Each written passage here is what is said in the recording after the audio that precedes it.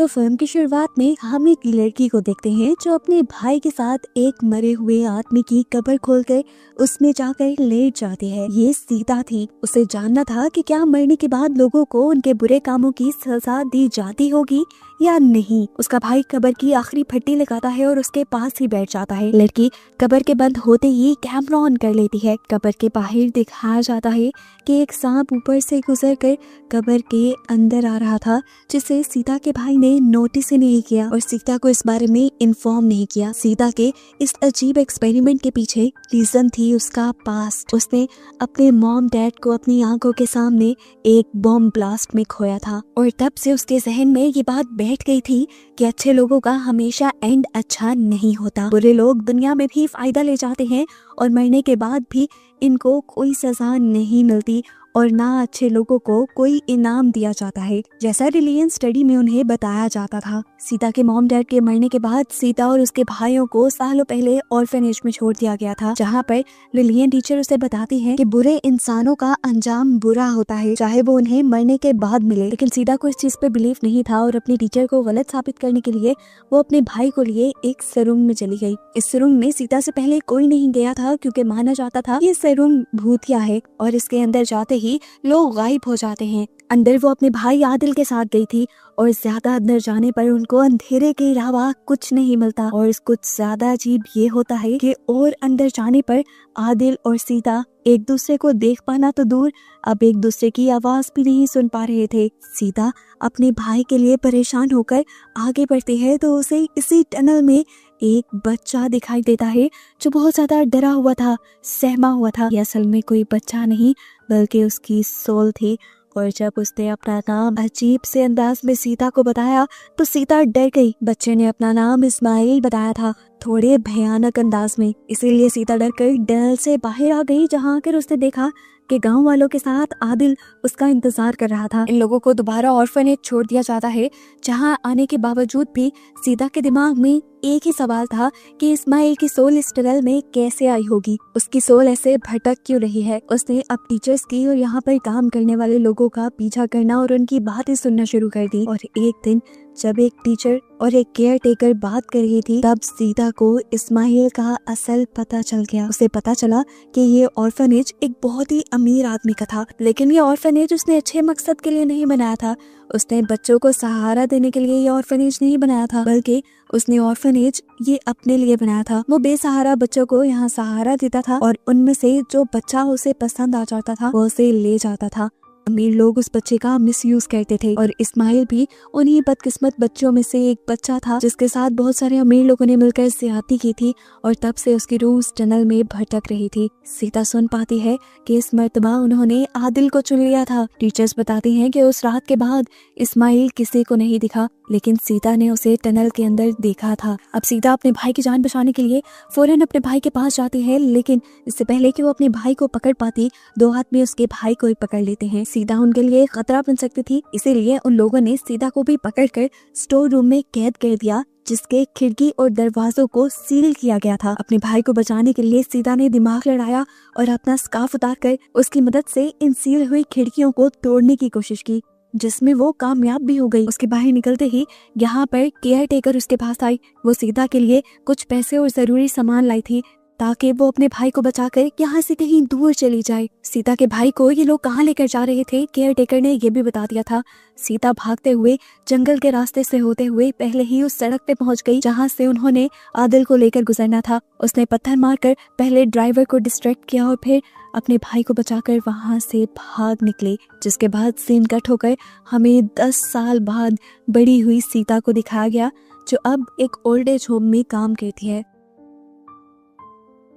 वक्त गुजर जाने के बावजूद भी सीता के दिमाग से अपने मॉम डैड वाला हादसा और उस टाइम दिमाग में आने वाली ये बात नहीं निकली थी कि बुरे लोगों का अंजाम भी वैसा ही होता है जैसे अच्छे लोगों का। मरने के बाद दुनिया में तो बुरे लोग ही फायदे में रहते हैं, मरने के बाद भी उनको कोई फर्क नहीं पड़ता और ना ही अच्छे लोगों को कोई इनाम या सुकून दिया जाता है। अब वो इस बात को साबित करना चाहती थी और इसके लिए किसी भी हद तक जाने के लिए तैयार थी। अपने इस एक्सपेरिमेंट के लिए वो अपने ऑर्फनेज के मालिक को ही चुनती है, जो बचपन में बच्चों के साथ ज्यादती किया करता था। वो इस टाइम उसी के ओल्ड एज होम में रह रहा था। पहले उसके सारे बुरे कारनामों के सबूत इकट्ठे करती है और फिर बुरे आदमी को नशा देकर उससे उसके सारे गुनाह उगलवा लेती है और इन सब बुरी चीजों के एहसास से आखिर वो खुदकुशी कर लेता है। लाओबाई के बच्चे भी सारे उसके बुरे कामों के बारे में जानते थे, लेकिन लाओबाई बहुत पैसे वाला था, इसलिए उसे कुछ नहीं कहते थे। मरने के बाद उसका एक भी बेटा उसका साथ नहीं देता। ओल्ड एज होम वाले ही उसका फ्यूनरल करते हैं। आदिल उसे नहलाता है, जिसके बाद उसे कफन पहना कर दफन कर दिया जाता है। अब सीता ये देखना चाहती थी कि इस बुरे आदमी का मरने के बाद क्या अंजाम होगा, इसीलिए वो कब्र में लेट गई। ये वही सीन है जो मूवी के स्टार्ट में हमें दिखाया जा रहा था। सीता ने कब्र में लेटने के बाद अपना मोबाइल ऑन कर दिया, जबकि आदिल ने आखिरी फट्टी लगाते हुए उसे कहा कि अगर कोई भी मसला हो तो तुम मुझे आवाज दे देना, और खुद करीब ही बैठ गया। कब्र के पास अब सांप आने लगा, जिसे आदिल ने कुछ देर बाद नोटिस कर लिया, इसलिए उसने फौरन सीता को कब्र से बाहर निकाल लिया। जितनी देर सीता कब्र में रही उतनी देर तक वहाँ पे कुछ एबनॉर्मल नहीं हुआ, यानी जो उसकी सोच थी वो सच साबित हो गई। मरने के बाद बुरे लोगों को कोई सजा नहीं दी जाती। यही बात वो एक मॉर्निंग शो में बताने के लिए चली जाती है और वहाँ पर वो अपनी रिकॉर्डिंग भी लेकर जाती है, लेकिन जैसे ही रिकॉर्डिंग प्ले की जाती है तो वहाँ पर कुछ भी नहीं था। पता चला कि आदिल ने सब कुछ डिलीट कर दिया था और ऐसे सीता की बातों पर किसी ने एतबार नहीं किया। सीता चिल्लाई, रोई। उसने आदिल से पूछा, तुमने ऐसा क्यों किया? आदिल बताता है कि उसे ये सब करना ठीक नहीं लगा। इस तरह करने से बुरे लोगों को और शेयर मिल जाएगी और अच्छे लोगों की कोई कदर नहीं करेगा। वो सीता से कहता है, तुम भी कौन सा अच्छे हो? तुमने भी अपने अलावा किसी का नहीं सोचा। तुमने तो ओल्ड एज होम में ड्यूटी भी सही से नहीं की, जो तुम्हारा फर्ज था। सीता आदिल की बातों से दिल हार बैठती है और घर जाकर अपनी मॉम डैड की पिक्चर लेकर खूब रो देती है। रोते हुए उसे ऐसा फील हुआ जैसे उसे लाओबाई ने आवाज दी है। आवाज का पीछा करते हुए वो एक कमरे में गई, लेकिन यहाँ कोई नहीं था। लाओबाई तो मर चुका था। वो जब इस कमरे का दरवाजा बंद करने लगी तो उसे दोबारा लाओबाई की ही आवाज सुनाई थी। इस मर्तबा आवाज सुनकर जैसे ही वो पीछे मुड़ी तो वहाँ एक शैडो था। पास जाकर देखा तो ये एक ओल्ड लेडी थी जो इस ओल्ड एज होम में ही रहती थी। वो रो रही थी और उसने सीता को बताया कि उसका हस्बैंड उसे धोखा दे रहे हैं, जो उसके साथ यहीं पर रहते थे। उनके बताने पर सीता उनके साथ गई तो देखा एक नर्स के साथ उनके हस्बैंड टाइम स्पेंड कर रहे थे, कि देखकर वो खूब चिल्लाने लगी।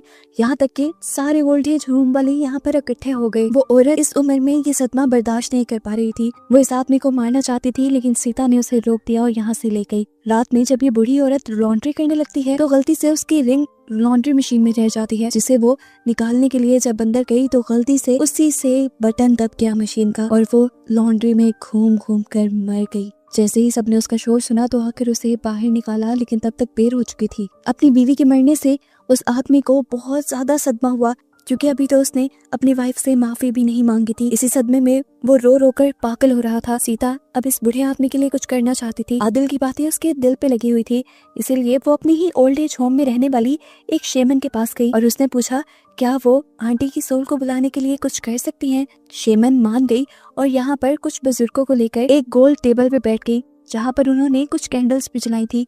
उनके पास एक बंदा कम था। उन्होंने सीता को यहाँ बैठने को कहा, लेकिन सीता को डर लग रहा था। लेकिन सीता के बगैर उनका रिचुअल पूरा भी ना होता। मजबूरन सीता को बैठना पड़ा। शेमन के रिचुअल करने से वो सोल शेमन के अंदर आ गई। शेमन अब उस आंटी की ये आवाज में बोलने लगी जो मरी थी। उसकी आवाज सुनते ही हस्बैंड उससे माफी मांगने की कोशिश करता है, लेकिन वो औरत कहती है, मैं तुम्हें ऐसे माफ नहीं करूंगी जब तक तुम उस औरत को ना मार दो जिसके साथ मिलकर तुमने मुझे धोखा दिया। ये सुनते ही सीता को कुछ गलत लगा। उसने फौरन शेमन से रिचुअल बंद करने को कहा, लेकिन तभी सारे बूढ़े लोग उसी आंटी की आवाज में बोलने लगे कि उस औरत को मार दो। सीता को खतरा फील हुआ तो वो यहाँ रिचुअल से उठ गई। उसने सारी कैंडल्स बुझा दी और पर्दे खोल दिए। ये रिचुअल उसने तोड़ दिया और फौरन उस नर्स की जान बचाने के लिए चली गई। अभी वो उस नर्स के पास पहुंची ही थी और उसे कुछ बताने ही वाली थी कि वो बूढ़ा आदमी इस नर्स को मारने के लिए इसके करीब आ गया। सीता ने उसे बचाने के लिए उसे एक कमरे में ले गई और दरवाजा बंद कर दिया, लेकिन यहाँ पर पहले से ही उनका रिचुअल वाला एक और साथी मौजूद था जो उस औरत के पेट में स्टैब करते हुए उसे मार डालता है। वो अंकल से पूछते हैं, आपने इस बेकसूर को क्यों मार दिया? जिस पर अंकल जवाब देते हैं कि मैं मरने के बाद दुख नहीं चाहता। उस औरत ने मुझे इस लड़की को सजा देने को कहा था और मैंने दे दी। उसकी बातें सुनकर सीता को शक हुआ। सीता को लगा कि कहीं इन्होंने सीता का मॉर्निंग शो तो नहीं देख लिया, लेकिन सीता तो उस मॉर्निंग शो में कुछ साबित नहीं कर पाई थी कि मरे हुए लोगों को सजा मिलती भी है कि नहीं। उसने अब इंटरनेट पे सर्च किया तो उसे पता चला कि सीता के शो के बाद बहुत से लोग सीता से इम्प्रेस हुए और उन्होंने सीता का ही एक्सपेरिमेंट दोहराया और इस मर्तबा बहुत सी अजीबो गरीब चीजें लोगों के पास रिकॉर्ड हुई। जो लोग अच्छे नहीं थे उनकी कब्रों में से चीखने और पुकारने की आवाजें रिकॉर्ड हुई और कुछ कब्रों में सुकून मिला, जिसका मतलब था कि मरने के बाद सच में सजा दी जाती है। सीता को ये सब देखकर हैरानी हुई। उसने सोचा फिर लाओबाई के साथ वो सब क्यों नहीं हुआ था। यही सोचते हुए उसने जाकर फौरन लाओबाई की कब्र खोद दी और दोबारा अंदर जाने का फैसला किया। लेकिन हैरानकुन तौर पे क्या देखा कि वहाँ तो लाओबाई की हड्डियां तक नहीं थी। एकदम से अब कब्र की मिट्टी और कब्र की लकड़ियां उसके ऊपर गिरने लगी, जिनसे बचने के लिए वो आगे की तरफ गड्ढा खोदकर उसमें चली जाती है। उसके रास्ता बनाते ही पीछे से मिट्टी ने उसका पिछला रास्ता बंद कर दिया। सीता आगे की तरफ बढ़ती रही और उसे एक टनल मिल गई, जिस टनल के अंदर वो चली गई। ये वही टनल थी जिसके अंदर उसे इस्माइल मिला था। वो टनल यहाँ इस शहर में तो नहीं थी। सीता को लगा कि शायद ऑक्सीजन की कमी से उसे हेलुसिनेशंस हो रही हैं, लेकिन अगले ही पल उसे इस्माइल की पुरानी वाली आवाज आई, जिससे वो जान गई कि सच में ये उसी टनल के अंदर है। वो अब इस टनल में आगे आई तो सामने सीता का बचपन था। एक कांच के शीशे के बाहर उसके मॉम डैड खड़े थे जो उसके लिए हाथ हिला रहे थे। सीता उन्हें देखकर इमोशनल हो गई। उनको देखकर वो रोने लगी और अगले ही पल ये सारी चीजें गायब हो गई। टनल दोबारा से पहले जैसी हो गई, जिसमें वो आगे बढ़ने लगी और इस वक्त उसे लाओबाई के पछतावे की और चीखने चिल्लाने की आवाजें सुनाई दी। सीता को आगे जाने पर अपने ऑर्फेनेज वाले बचपन के साथी भी मिले, जिनके आगे इस्माइल खड़ा था। सीता को लगा कि शायद ये सब उसका वहम है। उसे याद आया कि भूत होते तो हैं, लेकिन जब तक उन पे बिलीव ना करो तब तक वो नजर नहीं आते। वो आंखें बंद करके अपना माइंड बनाती है कि उसे यहाँ कुछ नहीं नजर आ रहा और जब वो आंखें खोलती है तो दोबारा उसके सामने ऑर्फनेज के बच्चे ही थे। अब इस्माइल उसके सामने आया और उसे डांटने लगा। वो बोला, उस दिन तुम मुझे छोड़ के क्यों चली गई थी? क्या तुम्हें समझ नहीं आई थी उस दिन कि मैं डरा हुआ हूँ? मेरे पीछे कोई आ रहा था। उसकी बात सुनकर सीता परेशान हो गई और तभी उसे ऊपर से किसी की आने की आवाज आई। ये किसी मॉन्स्टर की आवाज थी। इसे देखकर इस्माइल ने सीता से कहा, बस अब नहीं डरता मैं, और तुम भी ना इससे डरना। इससे बचने के लिए तुम सामने सुरंग में छलांग लगा दो मेरे साथ। सुरंग बहुत गहरी थी, अंदर कुछ नजर भी नहीं आ रहा था। मॉन्स्टर भी तेजी से उनकी तरफ बढ़ रहा था, इसलिए सीता ने इस्माइल के साथ उस सुरंग में छलांग लगा दी और अचानक उसे जब होश आया तो हमने उसे लाओबाई के साथ लेटा हुआ पाया। सीता ने मुड़कर देखा तो लाओबाई उसके पास लेटा हुआ था। उसने जो कुछ देखा था उसे वो एक डरावना ख्वाब लग रहा था। उसने चीख कर आदिल को बुलाया, लेकिन बाहर अब कोई नहीं था। उसकी मदद को कोई भी नहीं आया। अब एक सांप कब्र के अंदर आ गया और सीता के ऊपर चढ़ गया। उसने सीता को काटा और फिर वो लाओबाई के मुंह के अंदर चला गया। इस सांप के अंदर जाते ही लाओबाई उठ के बैठ गया। किसी ने एक हथौड़े से लाओबाई का सर फाड़ दिया। खून के छींटे सीता के मुंह पे आके गिरे और वो पूरी तरह डर गई। लेकिन ये तो अभी शुरुआत थी। लाओबाई का सर दोबारा ठीक किया गया और उसे दोबारा उसी तरीके से टॉर्चर किया गया। उसकी जुबान की जगह बहुत सारे सांप निकल आए थे तो उसकी पूरी बॉडी पे रेंगने लगे थे। इसके बाद अब कोई अजीब सी चीज यहाँ पर आ गई। लाओबाई को नुकसान पहुँचाने के लिए। सीता डर गई। शुक्र था कि ठीक उसी वक्त पर ऊपर से आदिल ने ये कब्र खोद दी और उसे बाहर निकाल दिया।